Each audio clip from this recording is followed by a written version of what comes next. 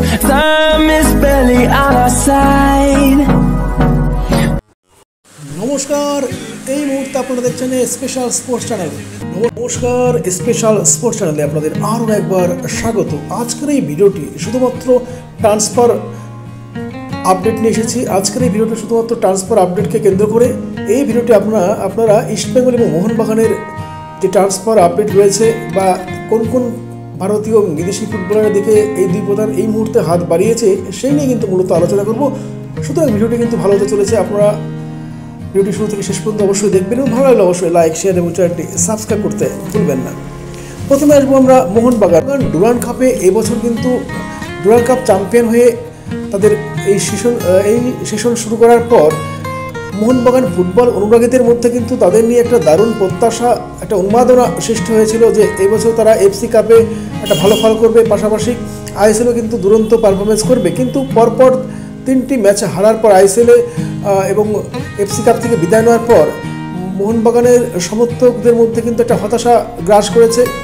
এই মুহূর্তে যা খবর রয়েছে, মোহনবাগান বুঝতে পারছে যে তাদের ডিফেন্স লাইন কিন্তু সত্যিই করেই একদম দুর্বল হয়ে পড়েছে এই মুহূর্তে, এবং তার জন্য তারা ট্রান্সফার মার্কেটকে, এই যে সামনের যে উইন্টার যে ট্রান্সফার মার্কেট শুরু হচ্ছে, এই ট্রান্সফার মার্কেটের বাজারে তারা কিন্তু এই মুহূর্তে ভারতীয় মানের ভালো ডিফেন্ডার নেওয়ার জন্য ঝাঁপিয়ে পড়েছে।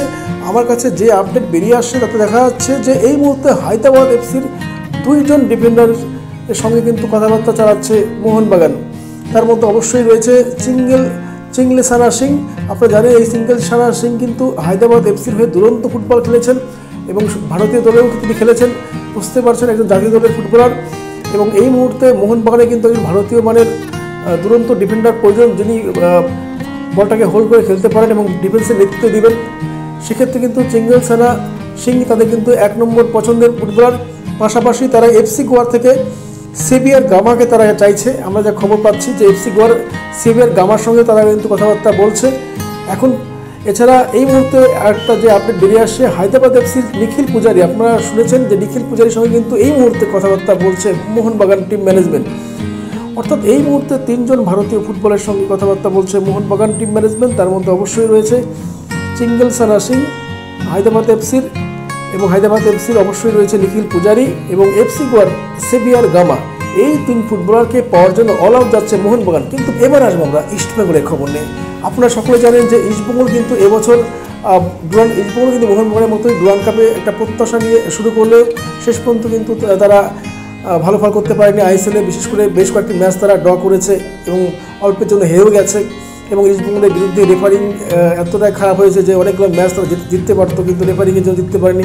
এটা মোহনবাগানের ক্ষেত্রে প্রযোজ্য। মোহনবাগানের ক্ষেত্রে অনেক সময় আমরা দেখেছি রেফারি বাজে সিদ্ধান্ত নিয়েছেন। যাই হোক, যা খবর রয়েছে, ইস্টবেঙ্গল কিন্তু এবার যে উইন্টার ট্রান্সফার মার্কেটে ঝাঁপিয়ে পড়ছে। যা খবর রয়েছে, ইস্টবেঙ্গলের শীর্ষকর্তা দেবব্রত সরকার তিনি কিন্তু গতকালই একটি সংবাদ সংস্থাকে ফোনে জানিয়েছেন যে আজকে তারা কিন্তু একটা মিটিংয়ে বসছেন। সেই মিটিংয়ে কিন্তু এবছরের দল নিয়ে একটা আলোচনা হবে, এবং যা খবর রয়েছে ইস্টবেঙ্গলের বর্তমান ইনভেস্টর গোষ্ঠীর সঙ্গে কিন্তু আলোচনার মধ্য দিয়ে নতুন ফুটবলার নেওয়ার একটা পরিকল্পনা করা হচ্ছে। বেশ কিছু নাম কিন্তু ইতিমধ্যে উঠে এসেছে। তার মধ্যে যেমন একজন ব্রাজিলিয়ান ফুটবলার বার্গাসনের নাম উঠেছে, পাশাপাশি কিন্তু আরও বেশ কিছু ফুটবলের নাম উঠছে।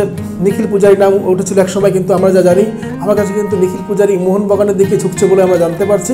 নিখিল পূজারি কিন্তু জীবনে আসছেন না, এটা মোটামুটি নিশ্চিত আমি বলতে পারি। পাশাপাশি এই মুহূর্তে যা খবর রয়েছে, ইস্টবেঙ্গল সামনের ট্রান্সফার মার্কেটে ঝাঁপিয়ে পড়ছে বেশ কিছু উদীয়মান ভালো ভারতীয় ফুটবলার নেওয়ার ক্ষেত্রে, এবং সেটা কিন্তু এখন চূড়ান্ত হয়নি। আজকের যে আলোচনা হবে বোর্ড মিটিংয়ে, তারপরে কিন্তু চূড়ান্ত সিদ্ধান্ত নেওয়া হবে। হ্যাঁ, এটা ঠিক যে অনেক ইউটিউব চ্যানেলে বা বেশ কিছু সংবাদ মাধ্যমে খবর বেরিয়ে আসছে যে অমুক ফুটবলার ইস্টবেঙ্গল আসছে, অমুক ফুটবলার ইস্টবেঙ্গল আসছে। এটা কিন্তু একদম মিথ্যে। আমি যতদূর জানি যে এগুলো কিন্তু জাস্ট আলোচনা চলবে। আজকে আলোচনার পরে কোচের ওদের সঙ্গে বসে তিনি যে লিস্ট দিবেন সেই হিসাবে কিন্তু ফুটবলার নেওয়া হবে। এরকম কোনো সিদ্ধান্ত আগে থেকে নেওয়া হয়নি। আজকের এই মিটিংয়েই চূড়ান্ত সিদ্ধান্ত নেওয়া হচ্ছে, এবং এই মিটিং সম্পর্কে ইস্টবেঙ্গলের শীর্ষকর্তা দেবব্রত সরকার তিনি কি বললেন সংশ্লিষ্ট সংবাদ মাধ্যমকে আসুন আমরা দেখে নিই।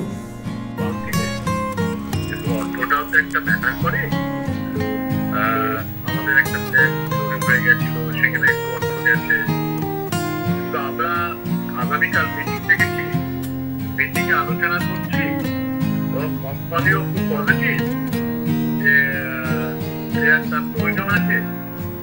সেটা সর্বদিক থেকে আলোচনা করবো আমরা আগামীকাল মিটিংয়ে করে কোম্পানির কাছে জানাবো, এবং আমরাও চেষ্টা করছি কোম্পানির লস কতটা মেক আপ করা যায়, এবং আগামী প্লেয়ারগুলোকে আনার ক্ষেত্রেও আমরা কিছু ফিনান্সিয়াল কোম্পানিকে সাপোর্ট দিতে পারি কিনা সেদিকে নজর রাখছি।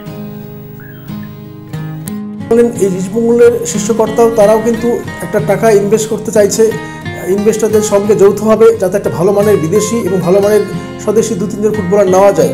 এখন প্রশ্ন হচ্ছে যে কোন কোন ফুটবলারকে নেওয়া হবে। এখনও পর্যন্ত কিন্তু আমার কাছে যতদূর খবর আছে, ইস্টবেঙ্গলের কোচ যে তালিকা দিবেন সেই তালিকা অনুসারে কিন্তু ফুটবলার নেওয়া হবে। এখনও পর্যন্ত কিন্তু এই নিয়ে কোনো চূড়ান্ত সিদ্ধান্ত নেওয়া হয়নি। আজকের বোর্ড মিটিংয়ের পরে কোচ কি তালিকা দিয়েছেন বা দিবেন, তারপরে কিন্তু সেই সিদ্ধান্ত নেওয়া হবে। তো ভিডিওটি এখানে রাখছি। ভালো লাগে অবশ্যই লাইক, শেয়ার এবং চ্যানেলটি সাবস্ক্রাইব করে করতে ভুলবেন না। নমস্কার।